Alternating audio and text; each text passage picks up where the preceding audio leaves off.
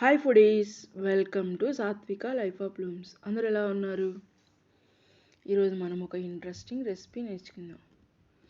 అదేంటో తెలుసా? మనం ఫాలో అయిపోతారా? ఇంకెందుకు ఆలస్యం, ఫాలో అయిపోండి, మనం తెలుసుకుందాం. అర్థమైందా? చాలా టేస్టీగా, మన రెస్టారెంట్ కంటే కూడా దానికంటే కూడా ధీటుగా, ఎంతో టేస్టీగా, చాలా బాగుంటుంది తెలుసా. తినే కొద్దిగా మళ్ళీ తినాలి తినాలి అనిపించే అంత టేస్ట్గా ఉంటుంది. మరి ఇంకెందుకు ఆలస్యం, మరి తయారు చేసుకుందామా? ఇదేంటో ముందు అసలు ఏంటో అర్థమైందా? ఓకే, ఎగ్గానే అర్థమైంది. ఏంటది? Yes, butter paneer egg masala curry. అర్థమైందా? మరి ఇంకెందుకు ఆలస్యం, ఫాలో అవుతారా? సూపర్ టేస్టీగా బిర్యానీలోకి, రైస్లోకి, దేంట్లోకైనా సూపర్ టేస్టీగా ఉంటుంది. రోటీ, చపాతీ, ఏదైనా. నన్ను ఫాలో అవుతారు కదా, ఇంకెందుకు ఆలస్యం. ముందుగా 3 టమాటాలని, 3 ఆనియన్స్, 4 పచ్చిమిర్చి అండ్ పన్నీర్, 100 గ్రాముల పన్నీర్ తీసుకొని కడిగి, మొత్తం వెజిటేబుల్స్ని కడిగి పీల్ చేసేసి ఇలా చిన్న చిన్న ముక్కలుగా కట్ చేసుకొని పక్కన పెట్టుకోవాలి. ఆ తర్వాత ఎందుకంటే వెజిటేబుల్స్తో మసాలా ప్రిపేర్ చేసుకోవాలి కదా, అందుకని ప్యాన్ పెట్టి వేడెక్కిన తర్వాత ఆయిల్ కొంచెం వేసి టమాటో, ఆనియన్స్ అండ్ పచ్చిమిర్చి 3 కొంచెం ఉడికే వరకు వేయించాలన్నమాట. ఎందుకంటే మనకి టమాటాను పేస్ట్ చేసుకోవాలి కదా, ఆనియన్ టమాటా పేస్ట్ చేసుకోవాలి కదా, దానికోసం అనమాట. చూడండి ఆనియన్స్ ఎలా ఉడికినాయి. ఈలోపు మనము ఆనియన్స్ని టమాటా పేస్ట్ చేయడం కోసం జార్లో 1 టేబుల్ స్పూన్ గసగసాలు, 2 టేబుల్ స్పూన్ జీడిపప్పు, 1 స్పూన్ జీలకర్ర వేసి 4 దాల్చిన చెక్కలు ముక్కలు చిన్న చిన్నవి, 4 ఎండు కొబ్బరి ముక్కలు వేసి కొంచెం వాటర్ వేసి నానబెడదాం ఈలోపు. ఎందుకంటే గసగసాలు ఎంత నానితే పేస్ట్ అంత బాగుంటుంది అనమాట. అది ఈలోపు చూసారా ముక్కలన్నీ ఎలా ఫ్రై అయిపోయాయో. వీటిని తీసి ఆ మిక్సీ జార్లో వేసి ఇందులో కొత్తిమీర, పుదీనా కూడా వేసి మనం పక్కన పెడదాం. ఈలోపు చల్లగా ఆరుతుంది. ఈలోపు మనం ప్యాన్, ఇందాక మనం వేయించిన ప్యాన్ ఉంది కదా, అదే పెట్టుకోవచ్చు, లేదు అంటే ఫ్రెష్గా అయినా పెట్టుకోవచ్చు. అందులో ఇప్పుడు మనం బటర్ యాడ్ చేసాం చూసారా, బటర్, అందులోనే కొంచెం నెయ్యి, నూనె, ఎందుకంటే కర్రీకి నూనె పడుతుంది కొంచెమే, ఎక్కువ వేయొద్దు మరి. అందులో మనం కర్రీకి సరిపోను చూడండి 1 టేబుల్ స్పూన్, పెద్ద టేబుల్ స్పూన్ కారం వేసాను. చూసారా గుంటూరు కారం ఎంత మంచిగా ఉంది ఈ కారం. అదిగో బటర్లో చూడండి ఎలా పొంగుతుందో.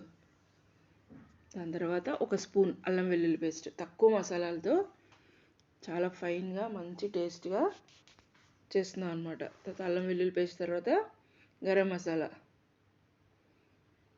చూడండి. ఇది కూడా మంచిగా ఆయిల్లో, ఆ బటర్లో మంచిగా ఫ్రై అవుతుంది. ఇలా ఏంటంటే ఇది ఇక్కడ టిప్ ఏంటంటే, ఇప్పుడు సాల్ట్ అండ్ పసుపు ఇక్కడ ఇలా మనం ముందు ఆయిల్లోనే ఈ ఉప్పు, పసుపు, కారం, మసాలా, అల్లం వెల్లుల్లి పేస్ట్ వేసుకోవడం వల్ల మంచిగా ఫ్రై అయ్యి మంచి ఫ్లేవర్ ఇస్తుంది అనమాట కర్రీకి. కర్రీ ఉడికిన తర్వాత వేసే కంటే ముందు ఇలా వేయటం వల్ల మంచి ఫ్లేవర్ ఇస్తుంది అనమాట. ఈలోపు మనం ఇందాక మనం అన్ని మిక్సీ జార్లో వేసుకున్నాం కదా, అది ఫైన్గా పేస్ట్, చాలా ఫైన్గా, ఎంత అంటే చాలా అంత ఫైన్గా పేస్ట్ చేసుకొని మనము ఈ ఫ్రై అయిన కారం దాంట్లో ఈ గ్రేవీలో వేసుకోవాలన్నమాట. చూడండి ఇప్పుడు మొత్తం మనం ఈ టమాటో పేస్ట్లో ఆ కారం మొత్తం అంతా మిక్స్ అయిపోయేటట్టు నీట్గా ఫైన్గా స్లోగా కలుపుకోవాలన్నమాట. చూసారా, మనం స్లోగా కలిపితే అది మొత్తం ఈజీగా మిక్స్ అయిపోతుంది. ఇప్పుడు మనము బాగా కలిపేసిన తర్వాత దీనికి మనం పైన మూత పెట్టుకోవాలన్నమాట. లేకపోతే ఇది గ్రేవీ కర్రీ కదా, మొత్తం అలా ఉడుకుతూ ఇలా మొత్తం అంతా కిచెన్ అంతా అదే ఉంటుంది. ఇప్పుడు మనం మిక్సీ వేసాం కదా, అందులో ఇంకా ఉంటుంది కదా కొంచెం, ఎలాగో గ్లాస్ వాటర్ యాడ్ చేయాలి, మరీ చిక్కగా ఉంటుంది కాబట్టి. ఆ జార్లోనే 1 గ్లాస్ వాటర్ వేసి మొత్తం అది మిక్స్ చేసి ఆ వాటర్ని ఇందులో వేయాలన్నమాట. ఇలా వేసి చూడండి మొత్తం కలిపితే మంచి కన్సిస్టెన్సీ వచ్చింది గ్రేవీ. ఇప్పుడు ఇందులో మనం ముందుగానే పన్నీర్ తీసుకున్నాం కదా, చూడండి ఎంత చక్కగా క్యూబ్స్లా కట్ చేసామో. అలా క్యూబ్స్లా కట్ చేసుకొని ఆల్రెడీ ఎగ్స్ని ముందే నేను 4 ఎగ్స్ తీసుకున్నాను, అంటే ఒక ఫ్యామిలీ.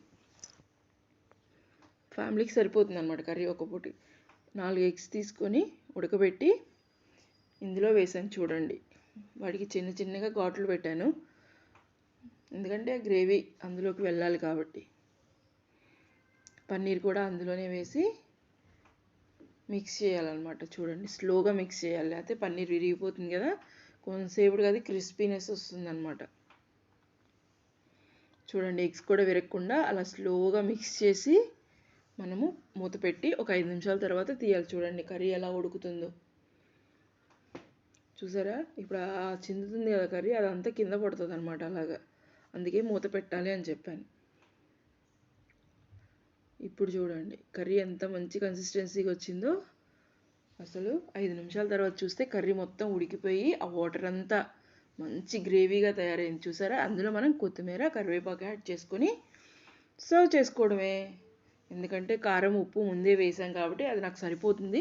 సరిపోదు అనుకుంటే మనం ఒకసారి అడ్జస్ట్ చేసుకోవచ్చు. ఇప్పుడు అడ్జస్ట్ చేసుకొని ఒకసారి మళ్ళీ ఒక 2 నిమిషాలు అలాగే ఉంచి తిప్పి, చూసారా పన్నీర్ ఎంత మంచిగా క్రిస్పీగా ఉడికిపోయిందో. చూడండి, అదే క్యూబ్స్ అలాగే ఉన్నాయి, కొంచెం కూడా మెల్ట్ అవ్వలేదు పన్నీరు. అది చూసారా, కర్రీ ఎంత మంచి కలర్గా, ఎగ్స్ చూడండి ఎంత మంచిగా ఉడికాయో. ఆల్రెడీ ఉడికినాయి అనుకోండి, ఆ గ్రేవీలో మంచిగా ఉడికాయి. చూడండి ఎంత బాగుందో చూడండి గ్రేవీ, పన్నీర్. చూసారా, మరి ఇంకెందుకు ఆలస్యం, నన్ను ఫాలో అవుతారా? ఫాలో అయిపోయి ఈ కర్రీ ఎలా వచ్చిందో మీరు మంచిగా చేసి నాకు కామెంట్ చేయండి, సరేనా? చూడండి, మంచి ఎమ్మి butter paneer egg masala curry super టేస్ట్గా ఉంటుంది నిజం. ఇంకెందుకు ఆలస్యం, ఫాలో అయిపోయి మీరు కూడా తయారు చేసేసుకోండి. చాలా సింపుల్, ఎక్కువ టైం పట్టదు, 20 నిమిషాల నుంచి హాఫ్ అన్ అవర్లో అయిపోతుంది. మరి మీకు ఈ వీడియో కనుక నచ్చితే ప్లీజ్ లైక్ చేయండి, షేర్ చేయండి, సబ్స్క్రైబ్ చేసుకోండి. Subscribe to my channel.